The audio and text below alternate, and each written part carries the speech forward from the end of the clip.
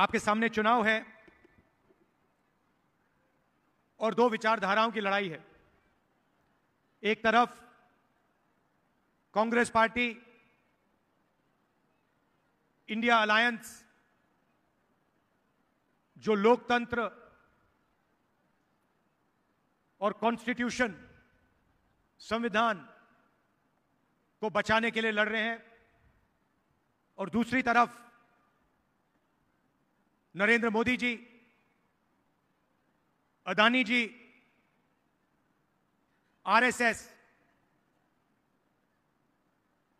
जो संविधान पर, लोकतंत्र पर आक्रमण कर रहे हैं, संविधान को खत्म करने की कोशिश कर रहे हैं। मोदी जी ने आदिवासी शब्द को बदलने की कोशिश की। हम आपको आदिवासी कहते हैं, बीजेपी के लोग आपको वनवासी कहते हैं। वनवासी में और आदिवासी में जमीन आसमान का फर्क है। आदिवासी का मतलब वो वर्ग जो इस जमीन का, जल का, जंगल का पहला और असली मालिक था। मतलब जब हिंदुस्तान में कोई और नहीं था तो आदिवासी यहां रहते थे। जंगल उनका, जमीन उनकी,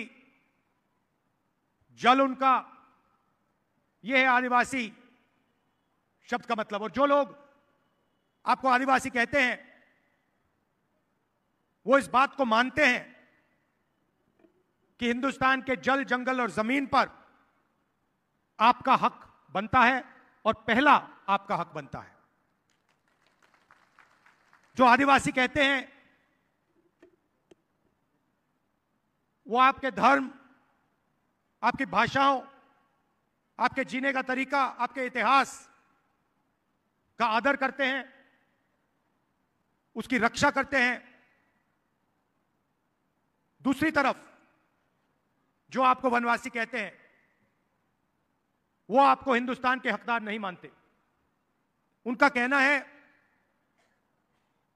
कि आप जंगल के निवासी हो, जहां जंगल है वहां आप हो, आपको जंगल में रहना चाहिए, आपको अधिकार नहीं मिलने चाहिए, आपको जमीन, जल, जंगल पर अधिकार नहीं होना चाहिए। वनवासी शब्द का मतलब अधिकार नहीं मिले, भागीदारी ना हो, यह लड़ाई है। आप देखिए, हम आपके लिए पैसा कानून लाए, ट्राइबल बिल लाए, मनरेगा लाए, जमीन अधिकरण बिल लाए। आपका जो हक है, आपकी जो जमीन है, वो हम आपको वापस देते हैं। और बीजेपी के लोग, आरएसएस के लोग आपके धर्म पर, आपकी विचारधारा पर, आपकी भाषाओं पर, आपके इतिहास पर आक्रमण करते हैं। और देखिए, हिंदुस्तान में जंगल कम होता जा रहा है। कौन कम कर रहा है? बीजेपी के लोग अदानी जी जैसे अरबपतियों को जंगल की जमीन पकड़ा रहे हैं। एक ऐसा दिन आएगा जब हिंदुस्तान में जंगल नहीं होगा और फिर बीजेपी, आरएसएस के लोग आपसे कहेंगे आप तो वनवासी हो, अब तो वन ही नहीं है, जंगल ही नहीं है, तो आप कहीं के नहीं हो। यह सोच है उनकी। ये चाहते हैं कि आपके बेटे बड़े कॉलेजेस में, यूनिवर्सिटी में ना जाएं। ये चाहते हैं कि आपके बच्चे हिंदुस्तान की बड़ी बड़ी कंपनियों में काम ना करें, बड़े बड़े ब्यूरोक्रेट ना बने। हम चाहते हैं कि हिंदुस्तान में आपको भागीदारी मिले, आपको धन मिले, आपके बच्चों को शिक्षा मिले, कॉलेज, यूनिवर्सिटी में उनको जगह मिले। यह फर्क है। अब नरेंद्र मोदी हर भाषण में अलग अलग चीजें कहते हैं, कभी समुद्र के नीचे घुस जाते हैं। देखा होगा आपने, देखा ना, समुद्र के नीचे पूजा हो रही है। कोविड होता है, देश को कहते हैं भाइयों और बहनों थाली बजाओ, मतलब ऑक्सीजन नहीं है, सांस नहीं ली जा रही, अस्पताल के सामने लाशों का ढेर पड़ा है, और हिंदुस्तान का प्रधानमंत्री कह रहा है थाली बजाओ। उसके बाद जब थाली से काम नहीं हुआ, कहते हैं अब मोबाइल फोन की लाइट जलाओ। अस्पतालों में बिजली नहीं थी, और नरेंद्र मोदी कहते हैं मोबाइल फोन की लाइट जलाओ, और लाखों लोग कोविड के कारण मरे। हर प्रदेश से गरीब लोग घर वापस लौटे, दिल्ली से, पंजाब से, महाराष्ट्र से लोग छत्तीसगढ़ वापस आए।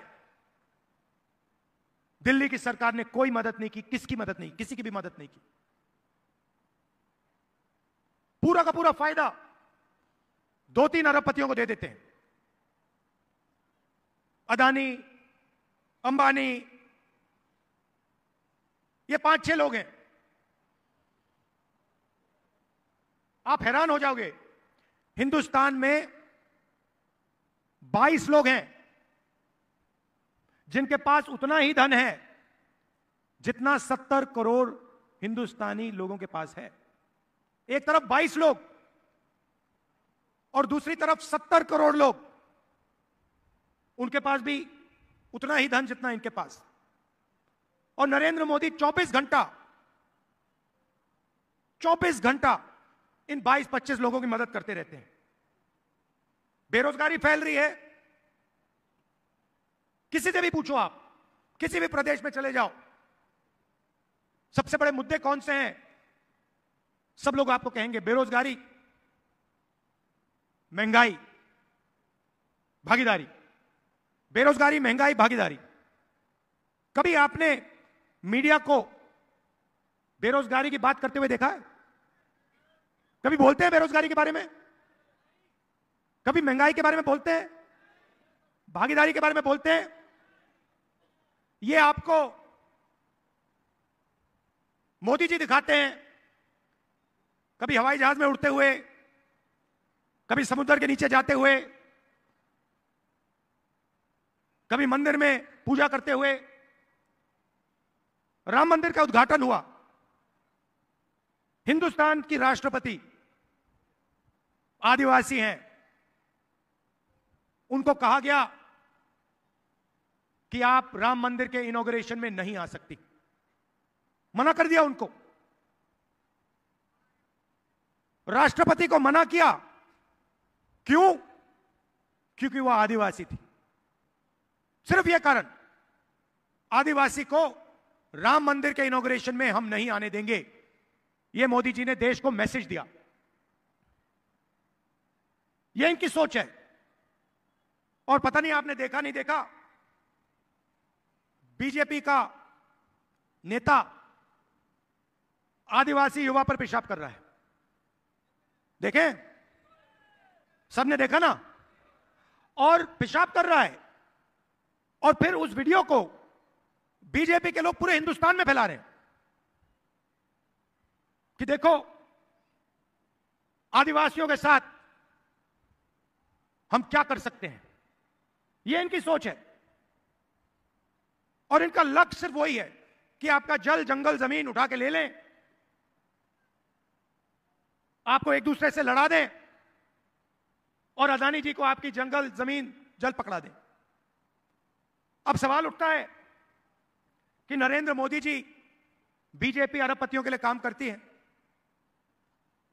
तो चुनाव जीतने के बाद कांग्रेस पार्टी क्या करने जा रही है? जो पूरा का पूरा धन इन्होंने चुने हुए लोगों को दे दिया, किसानों से छीन लिया, मजदूरों से छीन लिया, आदिवासियों से, दलितों से, पिछड़ों से छीन लिया, उसके बारे में कांग्रेस पार्टी क्या करने जा रही है, यह मैं आज आपको बताने आया हूं। हम 5 काम करने जा रहे हैं। सबसे पहला काम बेरोजगारी, इस पर हम जबरदस्त एक्शन लेने जा रहे हैं। 30 लाख सरकारी वैकेंसीज हैं, नरेंद्र मोदी जी इनको भरते नहीं। इन 30 लाख वैकेंसीज को हमारी सरकार बनते ही हम आपके हवाले कर देंगे। दूसरी बात, जो अमीर घर के बच्चे होते हैं वो काम करने से पहले 1 साल की अप्रेंटिसशिप करते हैं। अप्रेंटिसशिप मतलब 1 साल की उनकी ट्रेनिंग होती है। ट्रेनिंग के लिए उनको पैसा मिलता है। प्राइवेट कंपनी में, सरकारी ऑफिसेज में उनको यह ट्रेनिंग मिलती है। इसको अप्रेंटिसशिप कहा जाता है। अब आपको याद होगा, हम आपके लिए मनरेगा लाए थे, रोजगार का अधिकार, जिसके माध्यम से करोड़ों लोगों को फायदा हुआ। अब हम अप्रेंटिसशिप का अधिकार लाने जा रहे हैं। तो हिंदुस्तान में जो भी शिक्षित युवा हैं, चाहे उनके पास डिग्री हो, डिप्लोमा हो, कॉलेज यूनिवर्सिटी की डिग्री हो, उन सबको हम अप्रेंटिसशिप का अधिकार देने जा रहे हैं।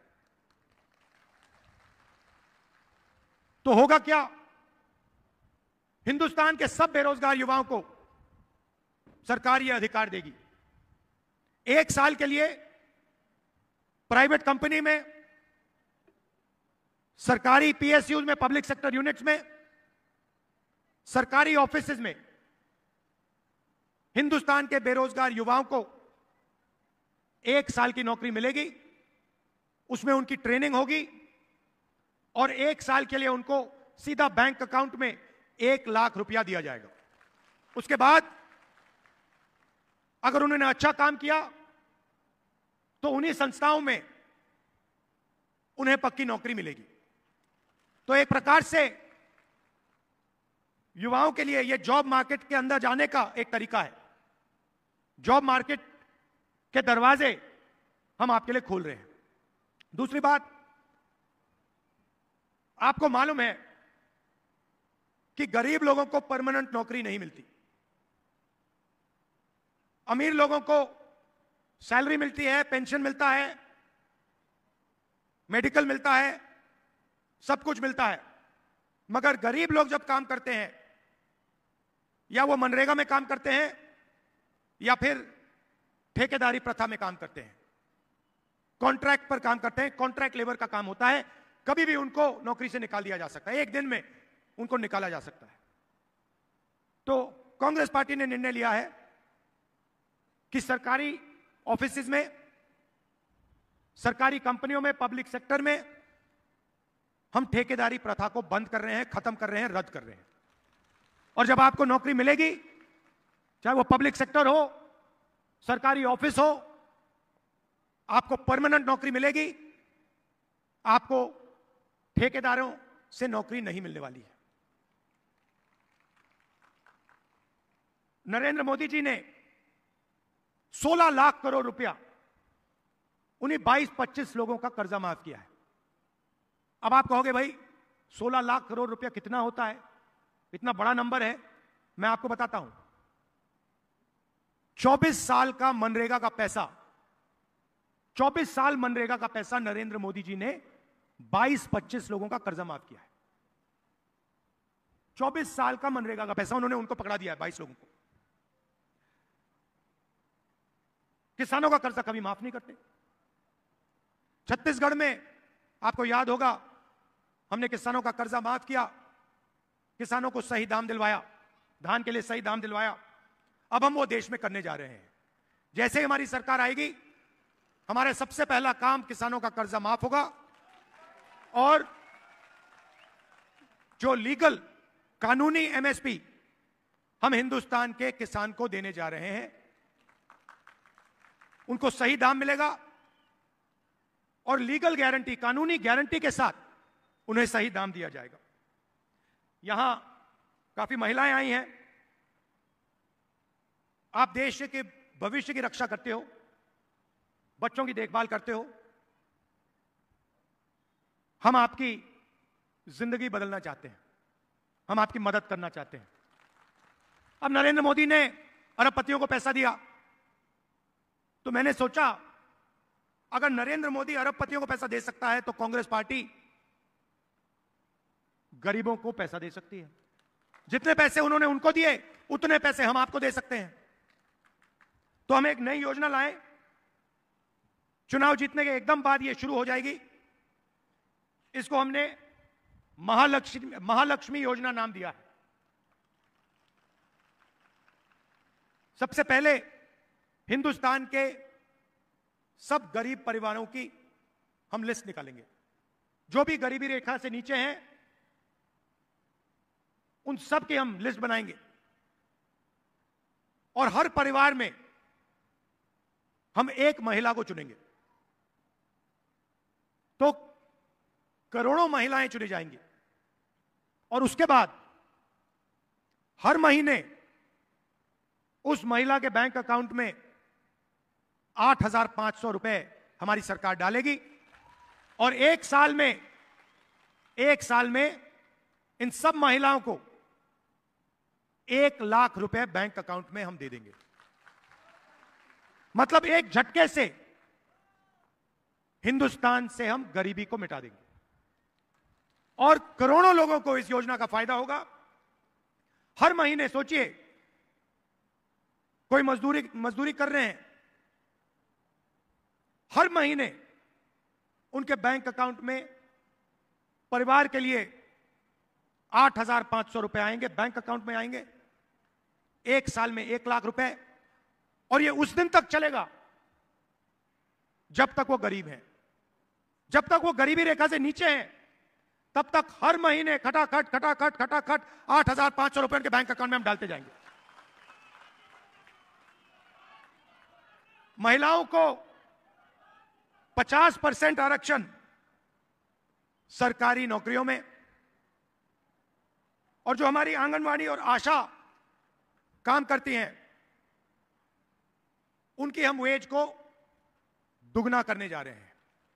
आज उनको जितना मिलता है, चुनाव के बाद उनको डबल मिलना शुरू हो जाएगा।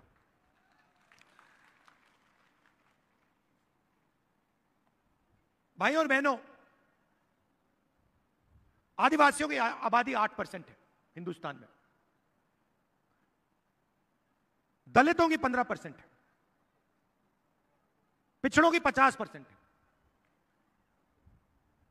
गरीब जनरल कास्ट 5% मान लो, माइनॉरिटी 15% मान लो,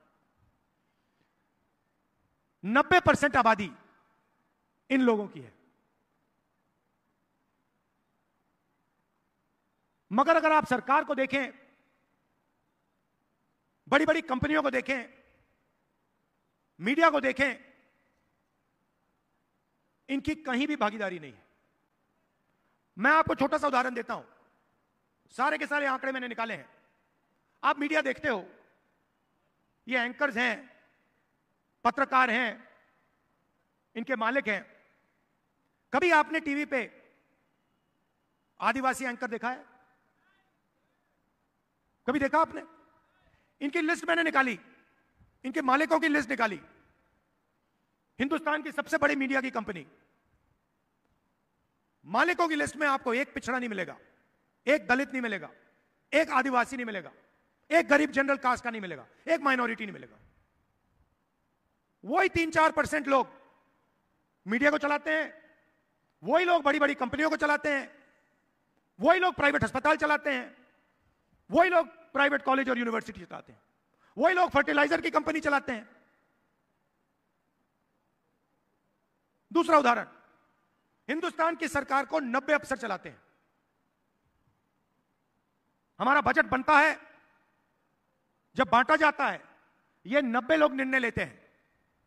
डिफेंस में कितना जाएगा, आदिवासियों को कितना मिलेगा, पिछड़ों को कितना मिलेगा, दलितों को कितना मिलेगा, सड़कों में कितना जाएगा, स्वास्थ्य में, शिक्षा में कितना जाएगा। 90 लोग निर्णय लेते हैं। तो मैंने पता लगाया 90 में से आदिवासी कितने, दलित कितने, पिछड़े वर्ग के कितने। आप हैरान हो जाओगे। नरेंद्र मोदी जी कहते हैं हम आदिवासियों को भागीदारी देते हैं, पिछड़ों की सरकार चलाते हैं। 90 में से एक अफसर, सिर्फ एक अफसर आदिवासी वर्ग का। अगर हिंदुस्तान के बजट में 100 रुपए खर्च होते हैं तो आदिवासी अफसर 10 पैसे का निर्णय लेता है। आपकी आबादी 8%, भागीदारी 100 रुपए में से 10 पैसे। दलित 15%, 100 रुपए में से उनके अफसर 1 रुपया का निर्णय लेते हैं। आबादी 15%, 100 रुपए में से 1 रुपया उनका। पिछड़े वर्ग 50% है हिंदुस्तान में, कम से कम, शायद ज्यादा भी हो सकते हैं। उनकी भागीदारी 100 रुपए में से 5 रुपए। तो अगर आप हिंदुस्तान की 90% की आबादी को जोड़ दो, उनके पास 100 रुपए में से 6 रुपए 10 पैसे की भागीदारी है। 90% लोगों के पास 100 रुपए में से 6 रुपए 10 पैसे का निर्णय लेने का अधिकार है। यह है हालत हिंदुस्तान की। इसीलिए पूरा का पूरा धन 2-3% लोगों के हाथ में जा रहा है। अब आप कहोगे ठीक है, प्रॉब्लम तो आपने बता दी, सॉल्यूशन क्या है? सॉल्यूशन जाति जनगणना। जाति जनगणना मतलब जाति जनगणना के बाद सबको पता लग जाएगा कि हमारी आबादी कितनी है और हमारे लोगों को इस देश की संस्थाओं में, इस देश का धन हमारे लोगों के पास कितना है। उसके बाद सच्चा विकास हो पाएगा। आज आप जीएसटी देते हो, आदिवासी देते हैं, किसान देते हैं, मजदूर देते हैं, और जब आपका पैसा बांटा जाता है आपके लोग उसमें है ही नहीं। मीडिया में आपका एक आदमी नहीं, हिंदुस्तान की सबसे बड़ी 200 कंपनियों में आपका एक आदमी नहीं, मालिकों की लिस्ट में नहीं, मैनेजमेंट में नहीं, कहीं नहीं। तो हिंदुस्तान के 90% लोग कहीं है ही नहीं। वो कॉन्ट्रैक्ट लेबर से काम कर रहे हैं, मनरेगा का काम कर रहे हैं, और 2-3% लोग मौज कर रहे हैं। तो इसको बदलने का पहला कदम जाति जनगणना है। और ये भी जैसे ही हम चुनाव जीतेंगे, हमारी सरकार आएगी, हम जाति जनगणना आपके लिए कर देंगे। दूध का दूध, पानी का पानी हो जाएगा। यहां हमारे कैंडिडेट हैं लखमा जी, इनको भारी बहुमत से जिताइए, इनको लोकसभा भेजिए, और बाकी जो हमारे कैंडिडेट्स हैं उनकी भी मदद कीजिए, उन सबको भारी बहुमत से जिताइए। आप सबका दिल से बहुत बहुत धन्यवाद। नमस्कार, जय हिंद।